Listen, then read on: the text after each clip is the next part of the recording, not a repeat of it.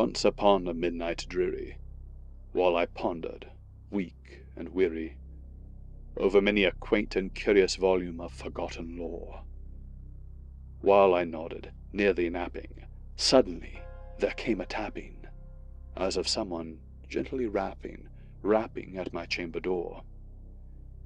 "'Tis some visitor," I muttered, tapping at my chamber door. "Only this, and nothing more." Distinctly I remember, it was in the bleak December, and each separate dying ember wrought its ghost upon the floor. Eagerly I wished the morrow, vainly I had sought to borrow from my books surcease of sorrow, sorrow for the lost Lenore, for the rare and radiant maiden whom the angels name Lenore, nameless here forevermore. And the silken, sad, uncertain rustling of each purple curtain thrilled me, filled me with fantastic terrors never felt before, so that now to still the beating of my heart I stood repeating, "'Tis some visitor entreating entrance at my chamber door." Some late night visitor entreating entrance at my chamber door. This it is, and nothing more. Presently my soul grew stronger, hesitating then no longer. "Sir," said I, "or madam, truly, your forgiveness I implore. But the fact is I was napping, and so gently you came rapping, and so faintly you came tapping, tapping at my chamber door, that I scarce was sure I heard you. Here I opened wide the door. Darkness there, and nothing more." Deep into that darkness peering, long I stood there, wondering, fearing, doubting, dreaming dreams no mortal ever dared to dream before. But the silence was unbroken, and the stillness gave no token, and the only word there spoken was the whispered word, "Lenore." This I whispered, and an echo murmured back the word, "Lenore." Merely this, and nothing more. Back into the chamber turning, all my soul within me burning, soon again I heard a tapping somewhat louder than before. "Surely," said I, "surely that is something at my window lattice. Let me see then what thereat is, and this mystery explore. Let my heart be still a moment, and this mystery explore. 'Tis the wind, and nothing more." Open here I flung the shutter, when, with many a flirt and flutter, in there stepped a stately raven, of the saintly days of yore. Not the least obeisance made he, not a minute stopped or stayed he, but with mien of lord or lady, perched above my chamber door, perched upon a bust of Pallas, just above my chamber door, perched and sat, and nothing more. Then this ebony bird beguiling my sad fancy into smiling, by the grave and stern decorum of the countenance it wore. "Though thy crest be shorn and shaven, thou," I said, "art sure no craven, ghastly grim and ancient raven, wandering from the nightly shore. Tell me what thy lordly name is on the night's Plutonian shore." Quoth the raven, "Nevermore." Much I marvelled this ungainly, foul to hear discourse so plainly, though its answer little meaning, little relevancy bore. For we cannot help agreeing that no living human being ever yet was blessed with seeing bird above his chamber door, bird or beast upon the sculptured bust above his chamber door, with such a name as Nevermore. But the raven, sitting lonely on the placid bust, spoke only that one word, as if his soul in that one word he did outpour.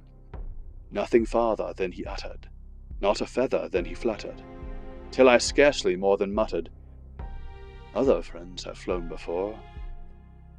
On the morrow he will leave me, as my hopes have flown before." Then the bird said, "Nevermore," startled at the stillness broken by a reply so aptly spoken. "Doubtless," said I, What it utters is its only stock and store. Caught from some unhappy master, whom unmerciful disaster followed fast and followed faster, till his songs one burden bore, till the dirges of his hope that melancholy burden bore, of never, nevermore.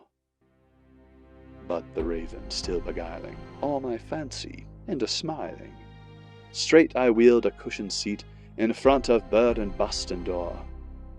Then upon the velvet sinking, I betook myself to linking fancy under fancy, thinking what this ominous bird of yore, what to this grim, ungainly, ghastly, gaunt, and ominous bird of yore meant in croaking nevermore.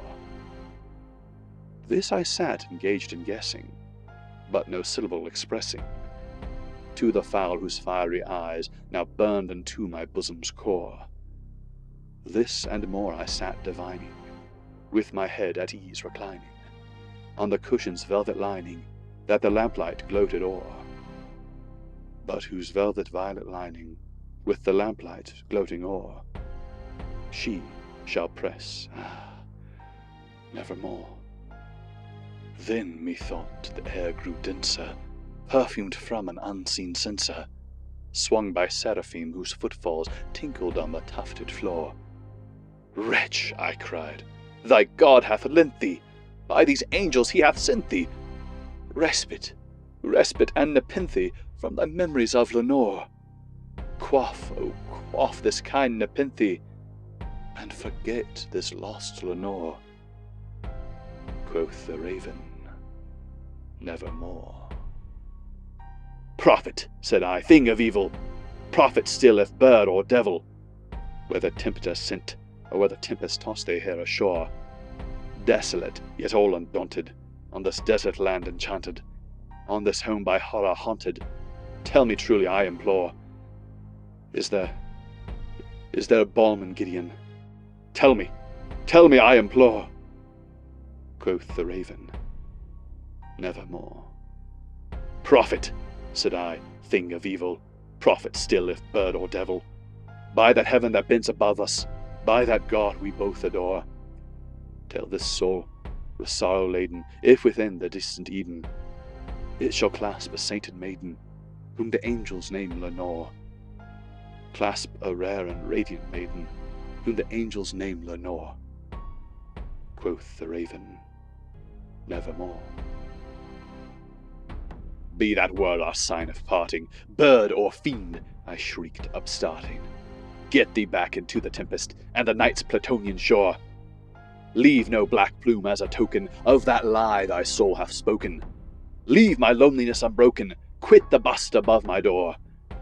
Take thy beak from out my heart, and take thy form from off my door.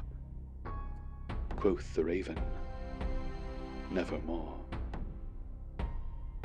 And the raven, never flitting, still is sitting, on the pallid bust of Pallas, just above my chamber door, and his eyes have all the seeming of a demon's that is dreaming, and the lamplight o'er him streaming throws his shadows on the floor, and my soul from out that shadow that lies floating on the floor shall be lifted nevermore.